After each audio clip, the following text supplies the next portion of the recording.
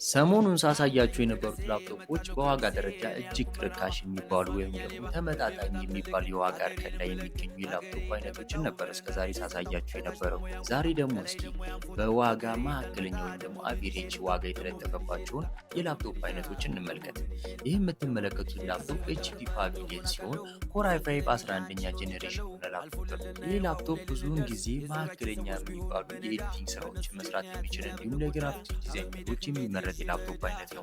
512 ኤስኤስዲ በ16 ጂቢ ራም የቀረበ ሲሆን 2 ጂቢ ኒቪዲያ ግራፊክስ ስላለው እንደነገርኳችሁ የኤዲቲንግ ስራዎችን በመጠኑ የሚያሰራችሁ የላፕቶፕ አይነት ነው። እንደምታዩት ስክሪኑ 14 ኢንች ሲሆን ኪቦርድ ላይ የተገጠመልን ላፕቶፕ ነው።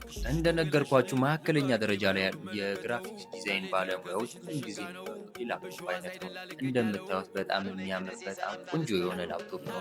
በተለይ ደግሞ በአካል መታችሁ ይህ ላፕቶፕ ስታዩት እርግጠኛ ነኝ ሀሳባችሁን ቀይራችሁ እንደምትወስዱት። ውሳኔው ይህን ላፕቶፕ መግዛት ከሆነ ስልኬ ባዮ ላይ ያለ ይደውሉልኝ።